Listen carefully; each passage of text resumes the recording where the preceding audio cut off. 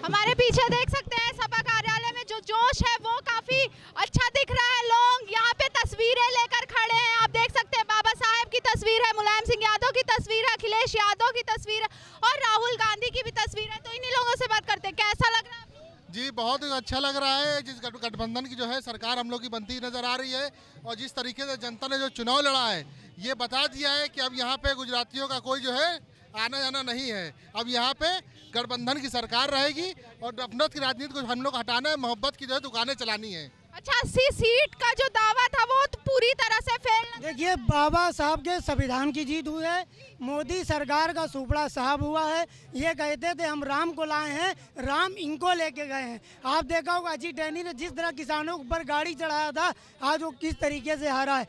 इन भाजपाइयों की अब जनता समझ चुकी है। जनता ने इनको फटाफट भगाया है और समाजवादी पार्टी खटाखट जीती है। आप क्या कहेंगे? बिल्कुल, ये जो बात कह रहे भगवान श्री राम का, जो इन्होंने नाम का इस्तेमाल गलत तरीके से किया और कहा कि हम भगवान के अवतार हैं, तो आज चूंकि बड़ा मंगल है, हनुमान जी को नाराज हो गए, उन्हें नाराज होकर इनको अयोध्या तक किसी डरा दी। ये लड़ाई जो चुनाव बुरा हुआ है ये पब्लिक ने लड़ा है। एक तरफ वो लोग थे जो नफरत फैला रहे थे, एक तरफ दो लोग वो थे जो मोहब्बत फैला रहे थे और मोहब्बत की जीत हुई। अच्छा, ये कहना बिल्कुल गलत नहीं होगा, लगातार बोल रहे थे यूपी के लड़के, तो क्या कहें? यूपी के लड़कों ने कमाल किया है। मोदी जी के जो बड़बोलापन था, जो घमंड वाली भाषा थी कि भगवान को ला रहे थे, उसको यूपी की जनता ने और देश की जनता ने जवाब दिया है। दरअसल वो मुद्दों की बात नहीं कर रहे थे। मंगल सूत्र, शमशान, ईद में लाइट आती है, दिवाली में आती है, GST, शिक्षा से लेकर कफन तक लगा दी, दवाइयाँ महंगी कर दी, जो कैंसर जैसी घातक बीमारियों के कैंसर, हर चीज़ पे तो टैक्स लगा दिया है, चाहे कपड़ा हो, चाहे सब्जी हो, दाल हो, किसी हर चीज़ पे तो टैक्स लगा। गाड़ी पहले कितने की मिलती थी? 45,000, अब कितने की मिलती है? 1 लाख रुपए। कितना टैक्स? 60% टैक्स ले रहे हैं। अच्छा, स्मृति ईरानी के बारे में क्या कहें? चुनाव हारना तो हार गई। उनकी चीनी सस्ती हो गई है। उनकी 13 रुपए की चीनी सस्ती हो गई है। 13 रुपए चीनी दे रही थी ना अमेठी में 13 रुपए किलो चीनी दे रही थी। वो वहाँ उनका सुपड़ा साफ हो गया है। इंडिया गठबंधन की सरकार बन रही, इंडिया गठबंधन की हम लोग सरकार बनाने जा रहे हैं और इसमें जो नफरत की राजनीति थी यहाँ पे उसको खत्म, मोहब्बत और भाईचारे की राजनीति का एक नया उदय हुआ है। और जो भी विदेश में जो इनका इवेंट चलता था, जो लगातार आप खटाखट की बातें कर रहे हैं, तो क्या खटाखट पैसे आएंगे? पूरे प्रदेश में क्या चला? खटाखट पूरे प्रदेश खटाखट। सरकार बनने दीजिए, आपके भी अकाउंट में आएंगे खटाखट। महिला में 8500 रुपए हर महीना खटाखट। प्रधानमंत्री बनने जा रहे हैं। किलो वाली चीनी का सिलेंडर का जो था हिसाब किताब सब खत्म हो गया। अब वो जैसे थी वैसे पति ही चुराती रह जाएंगे। हम नाले की बनी गैस से चाय नहीं पियेंगे। हम नाले की गैस से बनी चाय नहीं पियेंगे। हम अपने हक का, अधिकार की लड़ाई लड़ रहे हैं और हमने कहीं ना कहीं पीडीए की सरकार बनाई है और इंडिया गठबंधन की, और यही सरकार युवाओं की बात करती है। प्रधानमंत्री का चेहरा किसको बना रहे हैं? प्रधानमंत्री का चेहरा जो इंडिया गठबंधन चाहेगा उसका होगा और हमको एक अच्छा प्रधानमंत्री मिलेगा, लुटेरा प्रधानमंत्री नहीं मिलेगा।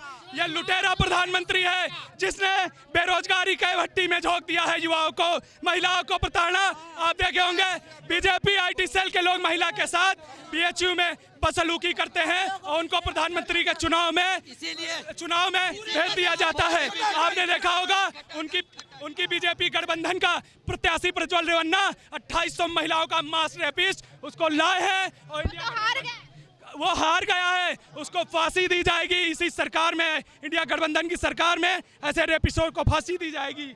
आप क्या कहेंगे? बिल्कुल, कहना क्या है, इसमें इंडिया गठबंधन जीत गया है, पीडीए जीत गया है, आज देश जीता है, जनता जीती है, आम कार्यकर्ता जीत गया है, जो पेपर लीक जीते, नौजवान जीता है, छात्र जीते, ये सभी जीत गए, पूरा हिंदुस्तान जीत गया है और वो एक ही नारा दे रहा है, पीडीए। और पूरा देश समाजवादी मय हो गया है आज। आप बताइए। जी देखिए, अयोध्या का चुनाव ये बता रहा है, सीधे आ जाए मुद्दे पे, कि धर्म की राजनीति खत्म हो गई। श्री राम जी का भी आशीर्वाद समाजवादी पार्टी को प्राप्त हो गया है स्मृति ईरानी जी ने जो 10 साल से पूरे देश को, खास तौर से महिलाओं की भावनाओं को जगाया था, महंगाई के मुद्दे पे गैस सिलेंडर अपने सर पर रख के चलती थी, उसका नतीजा ये है कि वो अपनी सीट राहुल गांधी जी के पीए से हार गई। इससे बड़ा कुछ नहीं हो सकता है। अब ये हिंदुस्तान में क्लियर मैंडेट है कि यहाँ पे झूठ की राजनीति, धर्म की राजनीति सीधे सीधे ख़त्म हो गई है। और अभी कुछ हमारे एक साथी बता रहा था कि रविंद्र जैसे लोगों के साथ प्रधानमंत्री जी मंच शेयर कर रहे हैं, जो बेटी बचाओ बेटी पढ़ाओ की बातें कर रहे हैं, जो कहते थे मैं देश की सीमाओं की रक्षा करूंगा, चाइना अंदर घुस गया है, उसने हमारे थानों पर झंडे लगा दिए हैं, वो कब्जा करे बैठा हुआ है। ये क्यों कर रहे हैं कि क्या कहते हैं अच्छे दिन आएंगे? ये अच्छे दिन थे जब 40 रुपए की बात करते थे कि हम 40 रुपए में डॉलर को ला देंगे, आ गया। क्या उन्हीं ने जितने वादे करे तो 2 करोड़ नौकरी युवाओं को दे दी। वही युवाओं का उत्साह है। ये चुनाव ईमानदारी की बात है कि जनता ने उनको हराने का काम किया है। हमने तो खाली लोगों को आईना दिखाया, लेकिन लोगों ने निकल के भाजपा के खिलाफ वोट डाला है। और बेचारे उनके अलाइंस पार्टनर भी जो साथ में थे, कहीं ना कहीं वो भी पिसे हैं। और इनका कोई एक नारा जो 400 पार 400 पार, जिस चैनल पर बैठ के 400 पार 400 पार, नैतिकता अगर अब थोड़ी बहुत बची हो तो शायद एक बार कम से कम इस्तीफा अपना तो पेश कर दें। अच्छा, आप युवा हैं तो परीक्षा लीक का जो मामला था वो इस बार काफी ट्रेंड कर रहा था, तो उसको लेके क्या कहेंगे? इस पर बहुत ही निराशाजनक है। ये भाजपा की पार्टी ने ये जो करा है, इससे मतलब युवाओं पर बहुत असर पड़ा है। और मैं यही कहूँगा कि ये बहुत मुंहतोड़ जवाब था डबल इंजन की सरकार को। मैं तो यही उम्मीद रखता हूँ इंडिया की सरकार आएगी और खूब सारा रोजगार मिलेगा और सारे युवाओं का देश में भला होगा। अच्छा, प्रधानमंत्री की बात करें या यूपी के सीएम मुख्यमंत्री योगी आदित्यनाथ की बात करें तो वो हाई प्रोफाइल मीटिंग कर रहे हैं, तो उसको लेके क्या कहेंगे? देखिए मैम, इनको अभी भी ये है कि अधिकारियों ने इनके हालात को देखते हुए इनका साथ नहीं दिया जिस तरीके से ये एक्सपेक्टेशन कर रहे थे।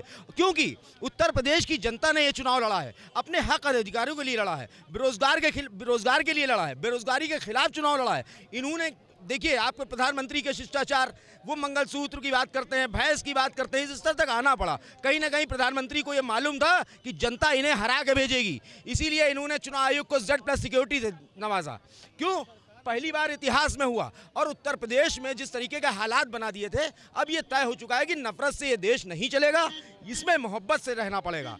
तुम मुझे जालिम का तरफदार नहीं लिख सकते। तुम मुझे गठबंधन जो था उसका फायदा मिला है? जी देखिए, बिल्कुल मिला है। और मैं इंडिया गठबंधन वालों को, बनाने वालों को बहुत मुबारकबाद देना चाहूँगा कि ये इंडिया गठबंधन एक सांप्रदायिक ताकत के खिलाफ खड़ा हुआ था। मैं आपसे कहना चाहूँगा कि तुम मुझे जालिम का तरफदार नहीं लिख सकते, तुम मुझे लाचार नहीं लिख सकते।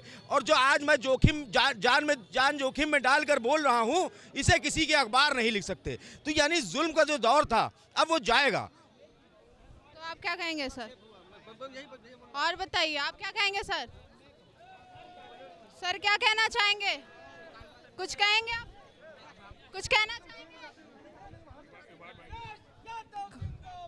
सर? कुछ कहेंगे?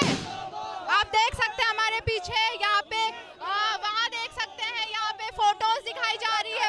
और यहाँ पे लगातार लोग खटाखट की जो राजनीति थी वो दिखा रहे हैं। यहाँ पर बाबा राव की सत्यमेव जयते पीडीए का पूरा पोस्टर दिखाया जा रहा है। तो आप देख सकते हैं, आप यहाँ पे लोग होली भी खेल रहे हैं, अपना जश्न मना रहे हैं, लगातार अपना जश्न मनाते हुए दिख रहे हैं। तो अब देखने वाली बात होगी कि क्या इंडिया गठबंधन जो अपना गठबंधन का सरकार है उसको लेकर प्रधानमंत्री का दावा पेश कर सकती है? क्या तोड़फोड़ की राजनीति, एक दूसरे पे सेंध मारना जो राजनीति का परम कास्ट है, वो लेके क्या कुछ करती है? तो ये सब दिखाएंगे आपको सिर्फ और सिर्फ न्याय 24 न्यूज पर।